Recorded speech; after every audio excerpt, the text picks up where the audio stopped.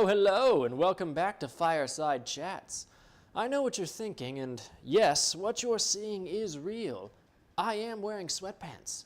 The reason I'm dressed so casually is that today is a demonstration day. I plan to teach you all about meditation, that far-off Eastern mysticism full of folklore and legends. But I'm gonna cut the bullshit in twain and lay it out for you real plain like. I'll give you the hows, the whats, the whys, really any question your heart desires. I might even teach you some pretty sexy tantric breath work. And if me just saying that makes you uncomfortable, then this video's for you, buddy. You're a little too buttoned up.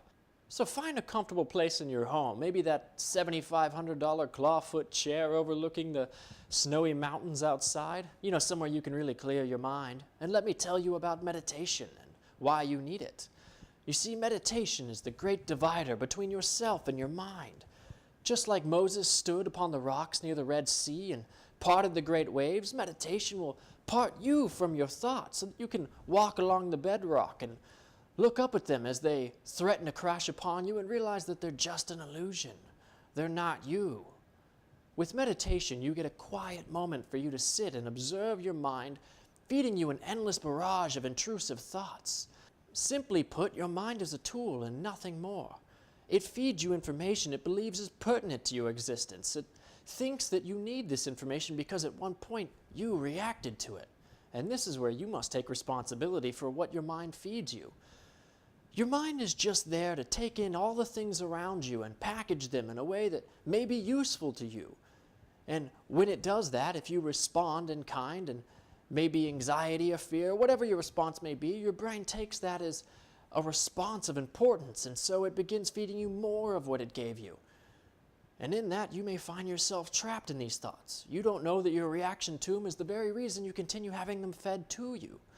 It's quite a tricky situation, and its beginnings are rooted from when you were a child. You see, your parents might have taught you to use your creative forces for things like worry and anxiety, and instead of applying your imagination to creating new things and joy and happiness, you began to conceptualize new ways you may become hurt or lose a loved one. And in that, you weren't worrying about anything of any real effect. You were just using your creative forces and reacting to those thoughts. The chemicals you produce in that response are then read by the mind as a form of communication. It views that as you saying that that information was necessary, so much so that you had an actual reaction to it, and so it continues feeding you that information. At some point, that's all that you hear. Thoughts bouncing around in your mind. You're fat. You're ugly. You're poor. Why did you touch your wiener against that animal? You know, things like that. I don't know. I'm guessing. These thoughts, they're coming from the mind and not you. So you must learn to meditate. Sit quietly in the sound stage of your mind and watch as they pop up from the surface and your mind hands them to you.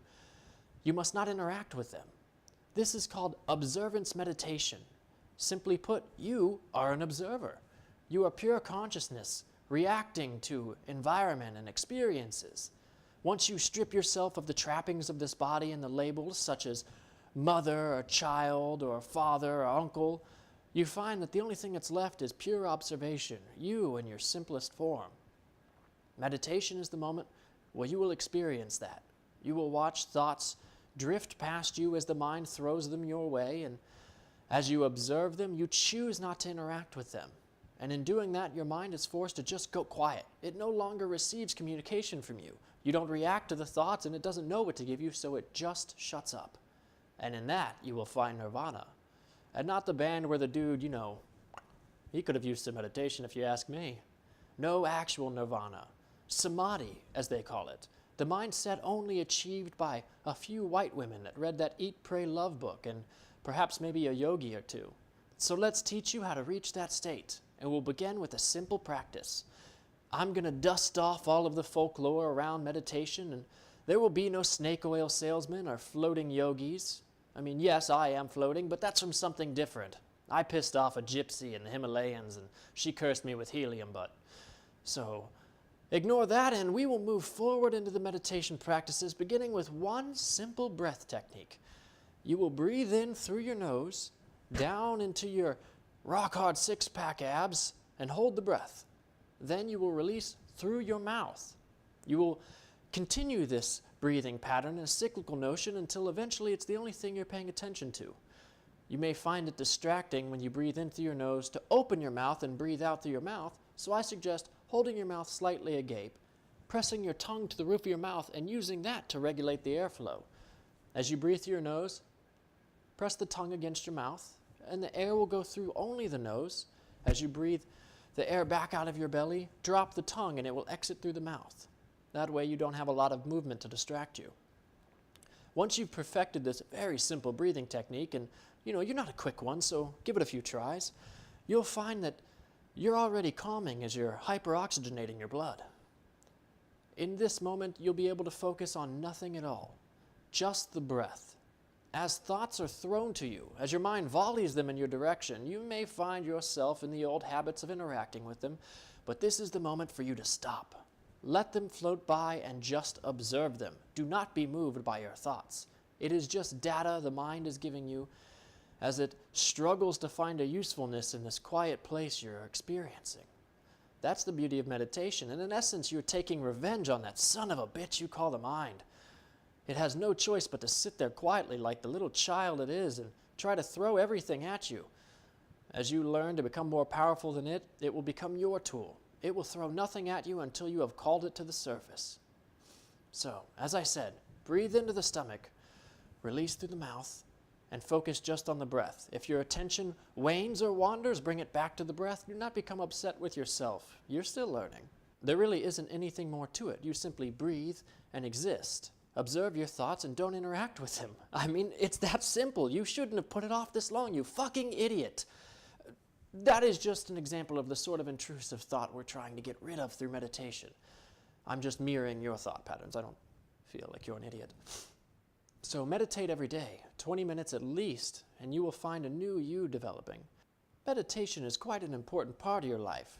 Consider it your responsibility to your mental health, just like you have a responsibility to your physical health. But, actually do it. If you continue meditating on a daily basis, you'll find new thought patterns developing, and you'll no longer awake in the night with terrors of impending death or doom or losing your loved ones. No, you'll find that the only things you think about are the ones you want to think about. And those thoughts that may scare you eventually should be tackled, but, we'll handle death in another video. You're taking baby steps. I appreciate that. But before I go, I would like to teach you a breathing technique that I believe has been tantamount to my creative endeavors. It's essentially you breathing your sexual energies up into your conscious mind so that you can use it for more productive things other than trying to hump your cousin, you goddamn Cletus. So sit comfortably in a regular meditative position and begin the normal breathing techniques to bring your mind back to a theta wave state. Once you've reached that, switch your attention to the root of your spine. Focus down on those knotty bits and await any sensation you might, then drive your will to that sensation and imagine your breath drawing upward like a straw through your spine, checking in at every level where there would be a chakra. If you believe in them, it's of no use. Each of those stations is going to be a point where you hold the energy. Then eventually, the goal here is to drive it upwards to your crown chakra, mind, halo, I don't care, whatever. Drive it to the tip top.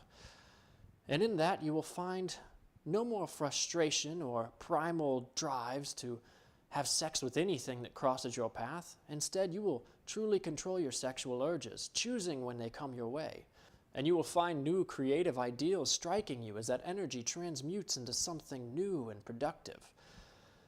And as time goes on and you grow very familiar with your body, you can quite literally, just from focusing your will upon it, hold an orgasm for as long as you want. And for all of you dudes I just made uncomfortable with the word orgasm, I'm sorry I turned you on. I can't help it. That's the sort of power you'll harness when you get control of your sexual energies too. I hope you take something from this today, and at the very least, begin meditating. If you liked this little fireside chat, then please like or subscribe. I'm not doing this for my health. I'm doing it for yours. I may or may not be Dr. Tyler Turnbull, and this has been a meditative session.